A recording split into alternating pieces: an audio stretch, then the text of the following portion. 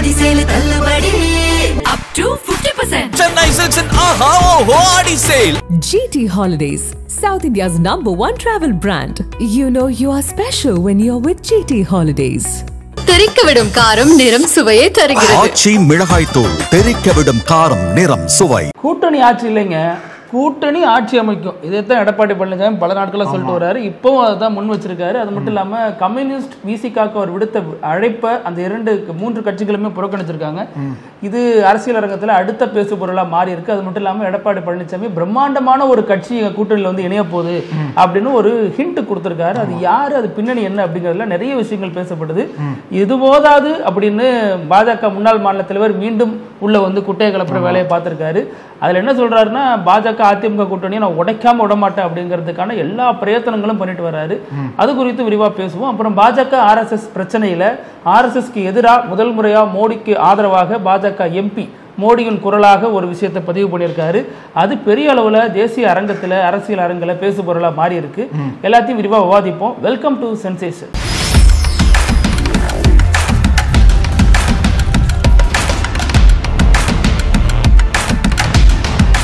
வணக்கம் பிருத்திவி. வணக்கம். எனக்கு நேத்துல இருந்து பயங்கரமான யோசனை. அதான் தூக்கம் வரல. ஆமா, அந்த யோசனையிலேயே தூக்கம் வரல. என்ன அப்படின்னா, யார் அந்த பிரம்மாண்ட கட்சி அப்படின்ற ஒரு யோசனை தான். என்ன கூட்டு கழிச்சாலும் டேலி ஆக மாட்டேங்குது. பாஜக வந்துருச்சு, காங்கிரஸ் வரமாட்டாங்க, விசிகாவும் வரப்போறதில்ல, மார்க்சிஸ்டும் வரமாட்டாங்க. இந்த இதையும் தாண்டி இந்த கட்சிகளையும் தாண்டி அப்படி யார் பிரம்மாண்டம், அதாவது அதிமுகவையும் தாண்டி ஒரு பிரம்மாண்ட கட்சி அதிமுகக்குள்ள வரப்போகுது அப்படின்னா யார் அது அப்படின்னு மறந்துட்டீங்க, தளபதியை மறந்துட்டீங்க. இல்ல, அது பிரம்மாண்ட கட்சி கிடையாது. இல்ல, இப்பதான் வந்திருக்காரு. பிரம்மாண்ட கட்சி அதிமுக பொறுத்தவரை பிரம்மாண்ட கட்சி கிடையாது. அப்படி சொல்ல, அதிமுக வந்து தமிழகத்தை பல வருடங்களா ஆண்ட கட்சி. அந்த ஒரு கட்சிக்கு விஜய் கட்சி எப்படி பிரம்மாண்ட கட்சியா வரும்? அதை எடப்பாடி பழனிசாமி சொல்றாரு அப்படின்னா, அதிமுக நல்லா இருக்குல்ல, ரிசப்ஷன் நல்லா இருக்குல்ல, மக்கள் மத்தியில இருக்கு, அது ஒரு கான்பிடன்ஸ் கொடுக்குது. பட் இருந்தாலும் அதிமுகவை கீழ்படுத்தி விஜய வந்து பிரம்மாண்ட கட்சின்னு சொல்லணுமா அப்படின்ற ஒரு கேள்வி எழுந்திருக்குல்ல. எப்படி அந்த அதிமுக பார்வையில பிரம்மாண்ட கட்சியை வச்சு இருக்க மாட்டார். அவர் ஒன்றும் ப்ரூவே பண்ணல. ஒருவேளை இயக்குனர் சங்கர் எதுவும் கட்சி ஆரம்பிச்சு பிரம்மாண்டமா வராரோ, அது மாதிரி கூட இருக்கலாம். ஆனா அதெல்லாம் வாய்ப்பு இல்லை, சும்மா சொல்றதுதான். ஆனா எடப்பாடி பழனிசாமி பார்வையில யாருடா அந்த பிரம்மாண்ட கட்சி அப்படின்னா கண்டிப்பா விஜய் தான் சொல்றாரு. அப்படின்னா அது அதிமுக காரங்களுக்கு பெரிய அதிர்ச்சி தான். என்ன தலைவரை, நம்ம கட்சி வந்து இத்தனை வருஷங்களா தமிழ்நாடு ஆண்டிருக்கு, அவர் வந்து ஒரு முறை கூட தேர்தல் இப்பதான் முதல் தேர்தல் நிக்க போறாரு, நம்மள கூட ஒரு கட்சி பிரம்மாண்ட கட்சியா அப்படின்ற மாதிரி ஒண்ணு இருக்கும். இதுல கூட்டி கழிச்சு பார்த்தா 2 கட்சி தான் பேலன்ஸ் இருக்கு. ஒன்னு சீமான் நாம் தமிழர், இன்னொன்னு நீங்க சொல்றது போல விஜயோட தமிழக வெற்றி கழகம். இந்த 2 கட்சிகள்ல ஏதோ ஒரு கட்சி தான் பாமக இருக்கு, தேமுதிக இருக்கு. அதெல்லாம் பிரம்மாண்டமா தெரியல. பாமக எல்லாம் ஃபர்ஸ்ட் சொல்லிட்டாங்கல்ல, எப்படி இருந்தாலுமே வந்து பாஜக கூட தான் போறாங்கன்னு தெரியும். தேமுதிக வந்து ஆரம்பத்துல இருந்து எடப்பாடி பழனிசாமி பிடிக்கல, அவர் வந்தாலும் பெருசா அந்த எல்லாம் கொண்டாட மாட்டாரு. அப்படி இருக்கிற சமயத்துல அந்த 2 கட்சிகள் மட்டும்தான் பேலன்ஸ் நிக்குது. இந்த 2 கட்சிகள்ல எந்த ஒரு கட்சி அதிமுக சேர போறாங்க அப்படின்றதான் இப்போ வந்து ஒரு $1 மில்லியன் கேள்வியா இருக்கு. இதுல என்ன சொல்றாங்கன்னா, இப்ப காங்கிரஸ்க்கு திமுகவுக்கும் காமராஜர் முன்வைத்து ஒரு சர்ச்சை ஓடிக்கிட்டு இருக்கு இல்லையா, அதுல 2 தரப்பும் பேசினாங்க. அப்புறம் முதல்வர் ஸ்டாலின் வந்து அமைதியா இருங்கன்னு அறிக்கையை கொடுத்தாரு. இப்போ அறிவாலயத்துல திருச்சி சிவாவும் செல்வ பிறந்தகையும் வச்சு பேசி ஒரு முடிவுக்கு வந்துட்டாங்க. செல்வ பிறந்தகையும் சொல்லிட்டாரு, காமராஜர் சர்ச்சை முடிவு பெற்று விட்டது அப்படின்லாம் சொல்லிட்டாரு. ஸோ இதற்கு பின்னணியில் காங்கிரஸ் இருக்குமா அப்படிங்கிற ஒரு பேச்சும் பேசப்பட்டு வந்துச்சு. ஏன்னா சமீப நாட்களாக காங்கிரஸ் சேர்ந்த தலைவர்கள் எல்லாருமே விஜய்க்கு ஆதரவாக பேசுறதும் திமுக விமர்சிக்கிறதுமா தொடர்ந்து பண்ணிட்டே வந்தாங்க இல்லையா. ஸோ இந்த பிரச்சனையை பூதாகரப்படுத்தினா திமுக கூட்டணி உடையும் அப்படிங்கிற அடிப்படையில் கருத்துக்கள் பேசப்பட்டுச்சு. அதனால வந்து காங்கிரஸ் எப்படி போய் அதிமுக கூட்டணியில் இணையும்? ஏன்னா அதிமுக பிஜேபி இருக்கு, கண்டிப்பா இணையறதுக்கு வாய்ப்பு இல்லை. அதனால என்ன சொல்றாங்கன்னா, எடப்பாடி ஒரு மாஸ்டர் ஸ்கெட்ச் போட்டுட்டு இருக்காரு. அதுல அவர் என்ன பிளான் பண்ணிருக்காருன்னா, பிஜேபியை நைஸா கழட்டி விட்டுட்டா சிறுபான்மை வாக்குகள் நம்ம ஒரு பக்கம் குவிச்சிடலாம், காங்கிரஸ் வந்துட்டுனா சிறுபான்மை வாக்குகள் இன்னும் நம்பிக்கையோட நமக்கு வந்து நிறைய பேர் வாக்களிப்பாங்க, அது மட்டும் இல்லாம நமக்கும் தேவையில்லாத லக்கேஜ் தூக்கி சுமக்க வேணாம் அப்படிங்கிற ஒரு எண்ணத்துக்கு எடப்பாடி வந்துட்டு தான் சொல்லப்படுது. ஆனாலும் எடப்பாடி வந்தா என்னங்க பிரயோஜனம்? அமித்ஷா எல்லாம் மேல இருக்கிறவர்கள பார்க்கணும் அப்படிங்கிற அடிப்படையில அமித்ஷாவினுடைய மனநிலை என்னங்கிறத பொறுத்துதான் அமித்ஷாவினுடைய தீவிர தொண்டர் நான் அப்படின்னு சொல்லிட்டு பாஜகவினுடைய முன்னாள் மாநில தலைவர் இப்போ பிரஸ் மீட் கொடுத்திருக்காரு. அவர் என்ன சொல்றாருன்னா, 2 தமிழ் பத்திரிகை, ஒரு ஆங்கில பத்திரிகை, 3த்துலயுமே அமித்ஷா என்னங்க சொன்னாரு, கூட்டணி ஆட்சி தான் அமைன்னு சொல்லியிருக்காரு. ஒரு பாஜக தொண்டனா அமித்ஷாவின் தொண்டனா நான் சொல்ல வேண்டியது கூட்டணி ஆட்சி தான் அமையும். நான் அதை மீண்டும் சொல்லுவேன். ஏன்னா அந்த கூட்டணி சேர்க்கிறப்ப நான் இல்ல, கூட்டணி இணையறப்ப என் தலைமையில என்னோட ஆலோசனையில அதெல்லாம் நடக்கல அப்படின்னு தனது வைத்தறிச்சலையும் விரக்தியும் கொட்டி இதையும் கொஞ்சம் மிக்ஸ் பண்ணி சொல்லியிருக்காரு. எடப்பாடிக்கு இது மேலும் அதிர்ச்சியா வந்திருக்கு. எத்தனை தடவை தான்ப்பா சொல்றது? அவர் சொல்றாரு இது கூட்டணி ஆட்சினா நீங்க நினைக்கிற மாதிரி இல்ல, கூட்டணி ஆட்சி அமைக்குன்னு சொல்றாங்க. தங்கப்பா தக்கம் அதே பாம்பா மறுபடியும் சொல்றாரு. ஒரு வழியா ஒரு முடிவுக்கு வருமானு பார்த்தா மறுபடியும் குழப்பம், உள்ளடி வேலை பிரச்சனை இப்படியே மாறி போயிட்டு இருக்கு. நேற்று அழைப்பு விடுத்தாரு இல்லையா, 2 கம்யூனிஸ்டுகளுக்கும் ஒரு விசிக கட்சிக்கும் அழைப்பு விட்டாரு. இவர் தான் இதுக்கு முன்னாடி இதே கட்சிகளை விமர்சிச்சவர். விசிகாவில் கொடி கூட கட்ட முடியல ஒரு இடத்துல. இவங்க வந்து எனக்கு அட்வைஸ் பண்ண வேணாம், எங்களுக்கு தெரியும் என்ன பண்ணணும்னு தொழில் திருமாவளவனை விமர்சிச்சாரு. கம்யூனிஸ்டுகளும் அடிமை சாசனம் எழுதி கொடுத்துட்டாங்க அப்படின்னு அவங்களையும் விமர்சிச்சாரு. இப்போ இப்படி இவரே மாற்றி பொது வழியில ஏன் அழைப்பு விடணும் அப்படிங்கிற கேள்வியும் எழுந்திருக்கு. அதுலயும் அவங்க 2 தரப்புல என்ன பதில் விளக்கம் கொடுக்கப்படுதுன்னா, மார்க்சிஸ்ட் கம்யூனிஸ்ட பொறுத்த வரைக்கும் இது ஒரு வஞ்சக வலை இபிஎஸ் விரிக்கிறதுன்னு நிராகரிச்சிட்டாங்க அழைப்பை. அது மாதிரி இந்திய கம்யூனிஸ்டும் நீங்க ரத்தன கம்பளம்லாம் விரிச்சு வரவேற்கல, ரத்த கரைபடிந்த கம்பளம் அப்படின்னு சொல்லிட்டு அவங்களும் விமர்சிச்சிருக்காங்க. திருமாவளவன் பொறுத்த வரைக்கும் இது வந்து ஒரு வாய்ப்பு இல்லாத ஒரு சும்மா அரசியலுக்கான ஸ்டண்டுங்கிற மாதிரி அவரும் அதை ஒதுக்கி விட்டாரு. இது எடப்பாடி ஏன் இதை முன் வச்சாரு அப்படின்னா, பிஜேபியை டார்கெட் பண்ணி தான் வச்சிருக்காரு. பிஜேபியை பொறுத்த வரைக்கும் இந்த விஷயத்துல பிஜேபி கொஞ்சம் பயம் காட்டணும், அதே நேரம் திமுக கூட்டணியை உடைக்கணும். அது ரெண்டுமே இதுல டேலி ஆகும். அதனாலதான் எடப்பாடி தான் வச்சிருக்காரு. பிரம்மாண்ட கட்சின்னு அவர் சொல்றது தொண்டர்களை சும்மா உசுப்பத்துக்காக சொன்ன வார்த்தை தான். இன்னொரு பக்கம் பார்க்கும்போது அது வந்து குழப்பி விடுற மாதிரி இருக்கு திமுகவை. அவர் வந்து ஸ்டாலின் மெசேஜ் சொல்றாரு, அந்த மாதிரி பிரம்மாண்ட கட்சி வரப்போகுதுன்னு சொல்றாரு. தமிழ்நாட்டுல 30 கட்சி இருக்குமா பெரிய கட்சி, அப்போதையும் கூட்டி பாத்தீங்கன்னா எங்க பிரம்மாண்டம் இருக்கு? திமுக அதிமுக தான் ஒரிஜினல் பிரம்மாண்டம் தமிழ்நாட்டை பொறுத்த வரைக்கும். அது மாதிரி இருக்கும்போது ஏதோ ஒரு குழப்பி விடும் நோக்கத்தில் திமுக வந்து கூட்டணியில சேர்ந்துருமோ அதிமுகல, அதான் பிரம்மாண்டங்கிறாரோ. அதுக்கு வாய்ப்பே கிடையாது. அது வந்து அப்படியே சேர்ந்தாலும் அப்படின்னா அதுக்கு அதை நினைச்சு கூட பார்க்க முடியாததெல்லாம், தூங்கினா கூட டக்குனு எழுந்திரலாம். அது அப்படி ஒரு மோசமான கனவா இருக்கும். ஒரு குழப்பி விடக்கூடிய ஒரு டாக்டிக்ஸ் தான் எடப்பாடி பழனிசாமி எடுத்து பேசியிருக்காரு. திமுக கூட்டணிக்கு ஒரு பயத்தை காட்டணும், இன்னும் கூட்டணிகள் வருவாங்க. ஏன்னா பைஜேக்கு எல்லாம் போய் சேர்ந்தாங்க. புதிய தமிழகம் கிருஷ்ணசாமி, பாமக, அன்புமணி ராமதாஸ் வர்ற மாதிரி இருந்துச்சு, இவரே முடிச்சு விட்டாரு. ஏன்னா அமித்ஷா வந்து சொன்னார் இல்லையா, கூட்டணியில பங்கு இருக்கும், அங்க ஆட்சி அதிகாரத்துல பங்கு இருக்குன்னு சொன்னாரு. அதேனாலேயே அன்புமணி அந்த முழக்கத்தை முன் வச்சாரு 37வது பாமக ஆண்டு விழாவில். அதே மாதிரி புதிய தமிழகம் கிருஷ்ணசாமியும் முன் வச்சாரு. இது என்னப்பா அது வம்பா போச்சு, ஏதோ ஒருத்தர் கேட்டா நம்ம அவரை சமாளிச்சோம், அடுத்தடுத்து எல்லாரும் இதே மாதிரி கோஷத்தை முன் வச்சா தப்பா போயிடுமேனு பாமகவுக்கு ஓப்பனிங்ல எண்டு கார்டு போட்டாரு. கூட்டணியில இருக்கிறாங்க வருவாங்கிற மாதிரி தான் சொன்ன, நல்லா கேட்டு பாருங்க அப்படின்னு சொல்லி பத்திரிகையாளர்கள் ஒரு குழப்பி அடிச்சிட்டாரு. இதுல முக்கியமா நம்ம கவனிக்க வேண்டிய விஷயம் என்ன அப்படின்னா, எடப்பாடி பழனிசாமி ஒருவேளை பாஜகவை விட்டு வெளில வந்துடலாம் அப்படின்ற மாதிரி முடிவெடுத்தாலும் பாஜகவை அவர் விடுமா அப்படின்றது பெரிய கேள்விக்குறி. ஏன்னா பாஜக இது வரைக்கும் கூட்டணி கட்சிகளை எப்படி ஹேண்டில் பண்றாங்க, எப்படி ஹேண்டில் பண்ணிட்டு இருக்காங்க அப்படின்றதுக்கு மிகச்சிறந்த உதாரணம் மகாராஷ்டிரா. அதனாலதான் நம்ம மீண்டும் மகாராஷ்டிராவோட எக்ஸாம்பிள் எடுத்து தமிழ்நாட்டை பொருத்தி பார்த்து பேச வேண்டியதா இருக்கு. இப்போ பேசணும்னு வச்சுக்கோங்களேன், இந்தியாவில் வந்து ஒரு 3 மாநிலங்கள்ல பாஜக கூட்டணி கட்சி பேசப்படுது. எங்கன்னு கேட்டீங்க அப்படின்னா பீகார், ஆந்திர பிரதேசம், மகாராஷ்டிரா. இதுல பீகார்ல நிதிஷ்குமார், ஆந்திரால சந்திரபாபு நாயுடு. இந்த 2 கூட்டணிகளை வந்து பாஜக டிஸ்டர்பே பண்ண மாட்டாங்க. ஏன் அப்படின்னா அவங்களோட தயவுல தான் மோடி ஆட்சி நடக்குது. ஏன்னா மோடி மைனாரிட்டி ஆட்சி இல்லையா. ரெண்டாவது அவங்களும் மோடி டிஸ்டர்ப் பண்ணல. ஆந்திராவை பொறுத்த வரைக்கும் ஹிந்திலாம் வரட்டும், ஹிந்தி பேசுங்க அப்படின்னா அவங்களே சொல்றாங்க. அந்த அளவுக்கு இருக்கு. அதனாலதான் வந்து பெருசா டிஸ்டர்ப் பண்ண மாட்டாங்க. இதுல மகாராஷ்டிரா நீங்க சொன்னது போல ஏக்நாத் சிண்டேவே டிஸ்டர்ப் பண்ணல, பாஜக தான் ஏக்நாத் டிஸ்டர்ப் பண்ணிட்டே இருக்கு.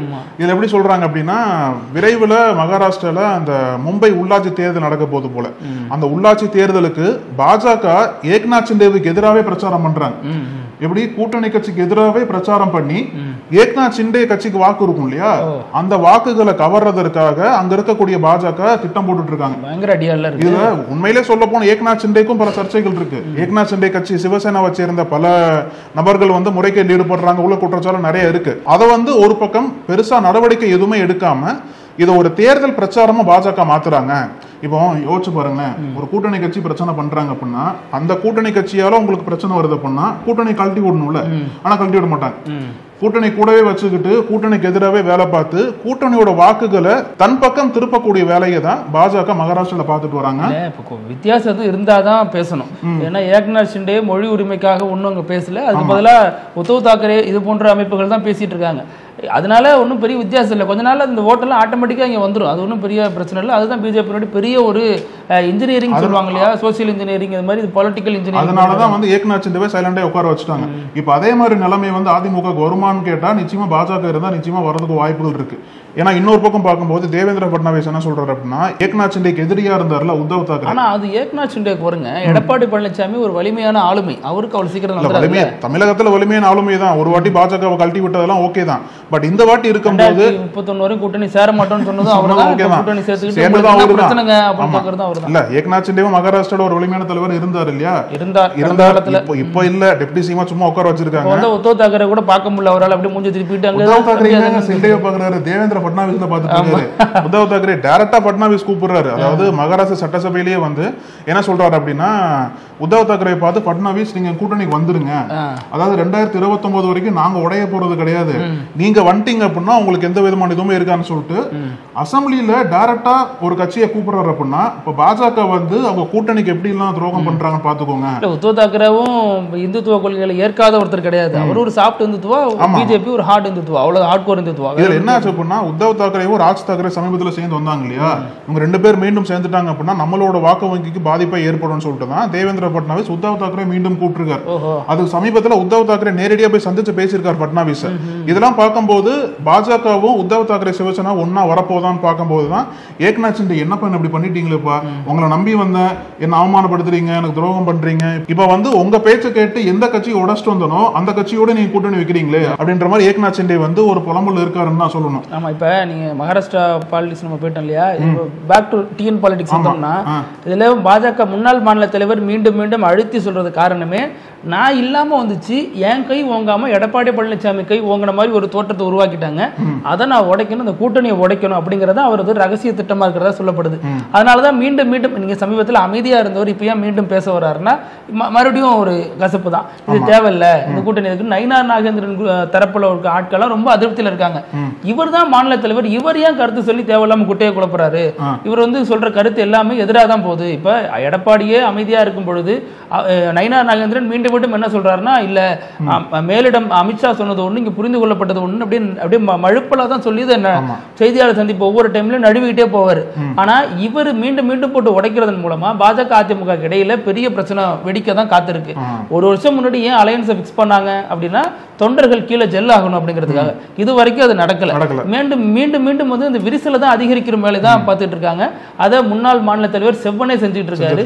அதுதான் கூட்டணிக்குள்ள அடுத்த பிரளயமா வெடிக்க போகுதுன்னு சொல்லப்படுது. ஏன்னா அவரை நம்பி இருந்த ஓபிஎஸ்ஆ இருக்கட்டும், டிடிவியா இருக்கட்டும், சரத்குமாரா இருக்கட்டும், கட்சிக்குள்ள சரத்குமார் இணைஞ்சிட்டார். ஆனா அவருக்குமே எந்த இதுவுமே இல்ல.